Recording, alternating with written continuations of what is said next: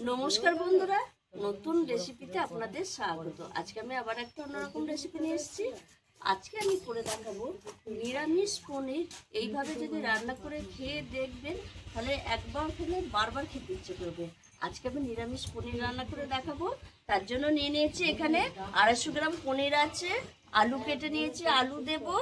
আর এখানে নিয়ে নিয়েছি কাজু, পোস্ত, চালমগজ, আদা, জিরের গুঁড়ো, লঙ্কা গুঁড়ো, হলুদ গুঁড়ো দেবো না, তেজপাতা, সর্ষের তেল, কাশ্মীরি লঙ্কার গুঁড়ো, টমেটো কুচি, কাসুরি মেথি, ঘি, চিনি, মটরশুঁটি আর নুন।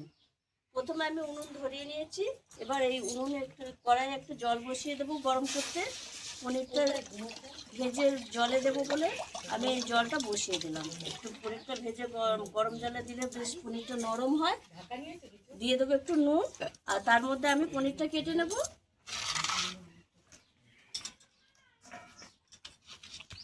ওই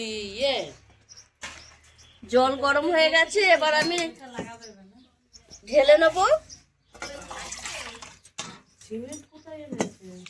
কড়াই বসিয়ে দিলাম পনির ভাজার জন্য। কড়াইটা গরম হোক, পনির ভেজে নেব। এবার আমি পনিরগুলো ভেজে নেব।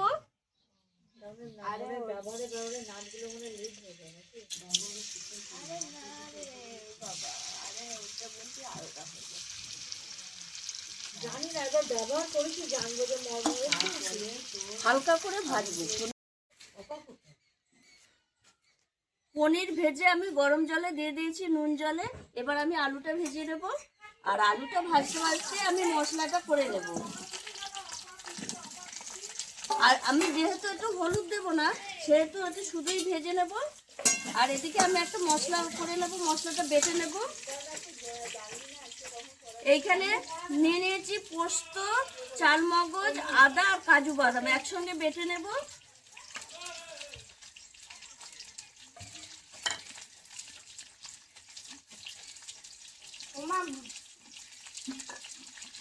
আলুটা ভাজা হতে এটা বাটা হয়ে যাবে।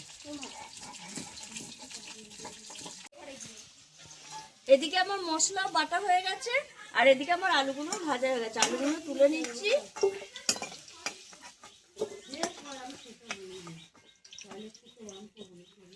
এবার ওই তেলেই আমি ফোড়নে দিয়ে দেবো তেজপাতা, টমেটো কুচি, স্বাদ মতো নুন,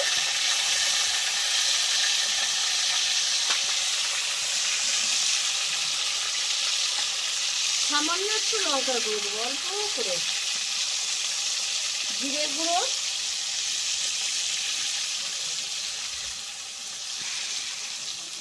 কাশ্মীরি লঙ্কার গুঁড়ো। এটা কালারটা ভালো আসার জন্য দেবো। যেহেতু আমি হলুদ দেবো না, সেজন্য কাশ্মীরি লঙ্কার গুঁড়োটা দিলাম। আর দিয়ে দেবো এই মটরশুঁটি। একসঙ্গে সব কিছু একটু কষিয়ে নেব। 2 মিনিট মতো কষিয়ে নিয়েছি। এবার আমি বেটে রাখা মশলাটা দেবো। আদা, কাজু, পোস্ত আর চালমগজ একসঙ্গে দিয়ে দেবো, দিয়ে কষিয়ে নেব। এই বাটি দেওয়া জল একটু দিয়ে দেবো, দিয়ে ভালো করে একটু কষিয়ে নেব। 2 মিনিট মতো কষাবো, বেশি কষাবার দরকার নেই।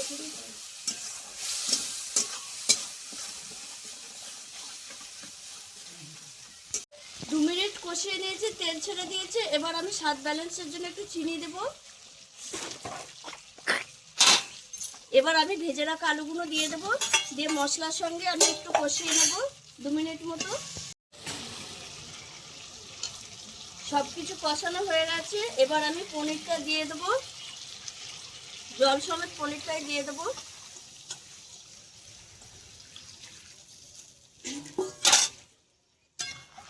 পনিরটা দিয়ে 5 মিনিট মতো ফোটাবো, তাহলেই হয়ে যাবে।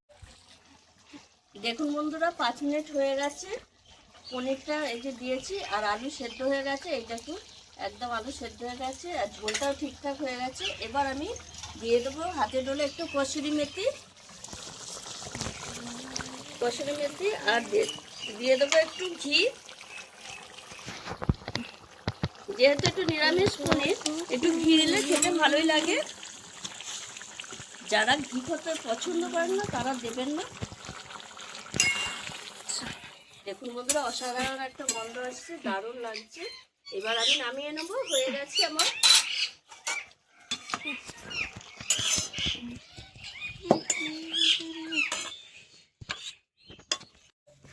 আপনারাও এইভাবে একবার নিরামিষ পনিরটা রান্না করে খেয়ে দেখবেন, অসাধারণ লাগে। আর দারুণ একটা ফ্লেভার আসছে, কাসুরি মেথি, ঘি, অসাধারণ লাগছে গন্ধটা। আর এটা খেতেও অসাধারণ লাগে।